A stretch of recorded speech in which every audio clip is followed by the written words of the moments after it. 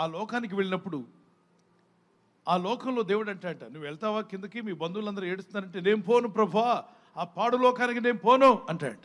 100 ఎకరాలు ఇస్తానులే, వెళ్తావంటే, వద్దు నేను ఇక్కడే ఉంటాను, ఇంత గొప్ప ఆనందకరమైన లోకాన్ని విడిచిపెట్టి ఆ పాడు లోకానికి నన్ను పొమ్మంటావా, నేను పోనని ఏడుస్తాయంట.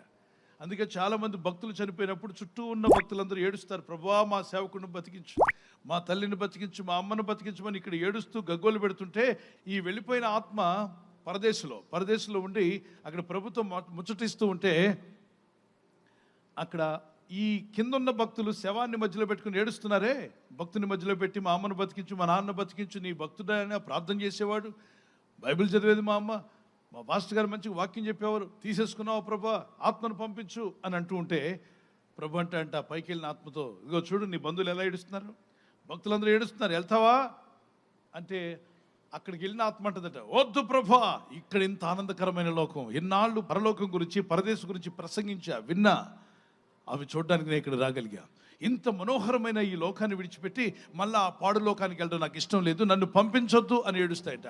ఇక్కడ మీరేమంటున్నారు, పంపు అనండి గట్టిగా. అక్కడ ప్రభు అంటున్నాడు, వెళ్తావా అంటే, నేను వెళ్ళనంటున్నాడు, వెళ్ళినోడేమో నేను రానంటున్నాడు. ఈ లోకం మనుషులు చేసుకున్న లోకం కన్నా దేవుడు చేసిన లోకం చాలా బాగుంటుంది అన్న వారు దేవునికి స్తోత్రం చెప్పగలరా? హల్లెలూయా. మనుషులు కట్టిన సిటీలన్నిటికంటే కూడా అద్భుతమైనది పరలోక సిటీ అన్నవారు దేవునికి స్తోత్రం చెప్పండి. హల్లెలూయా. హల్లెలూయా. సింగపూర్ వెళ్ళే కొంతమంది హా హో అంటున్నారు కొందరు. దేవుని బిడ్డలారా, మనుషులు కట్టినా మీకు హా హో అనిపిస్తే, దేవుడు కట్టిన సిటీ ఎంత బాగుంటుందో మీరు ఆలోచించారు. దేవుడు కట్టాడు, అక్కడికి వెళ్తే మీరు రమ్మన్నారు రారు. ఆ eternal life God has promised that he will give it to you when you believe in Jesus, when you trust in God. యేసునందు విశ్వాసం ఉంచి ప్రార్థించడం ప్రారంభించి నీ దోషంలో ఒప్పుకొని మారుమనసు పొంది ఆ అనుభవంలోకి నువ్వు వచ్చినప్పుడు, తిరిగి జన్మించిన అనుభవం, నీ పేరు మీద జీవగ్రంథంలో రాస్తారంట, ఇతనికి ఇటర్నల్ లైఫ్ ఇవ్వండి అని. ఇక నిత్యము నువ్వు బ్రతికే ఉంటావు.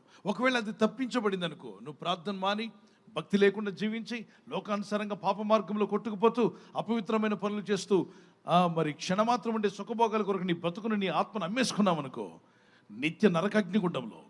ఒకటి పెట్టండి, మళ్ళా ఒకటి చూడండి, ఒకటి పెట్టి దాని పక్కన సున్నాలు చుట్టండి, ఎడం చేత్తో చుట్టండి, కుడి చేయొద్దులే, చుట్టండి. ఎక్కడ? నరకములో యుగ యుగాలు అనండి. ఇటర్నల్ హెల్ ఫైర్ అంటే, ఇటర్నల్ హెల్ ఫైర్ అంటే నిత్యము నరకాగ్నిగుండంలో అనుభవించాల్సి వస్తుంది. నిత్య నరకాగ్నిగుండం, నిత్య మోక్షము, నిత్య నరకము, నిత్య జీవము, నిత్య నరకము. ఏది కావాలి మీకు? నిత్య జీవం. చేయి చూపించాలి పైకి. నిత్య జీవం. హల్లెలూయా. హల్లెలూయా. ఎంతమంది పరలోకం వస్తారు చేయొచ్చండి? రాకపోవాలి మీ పని చెప్తా అంటే, నా అర్థము మీరు ఖచ్చితంగా రావాలని.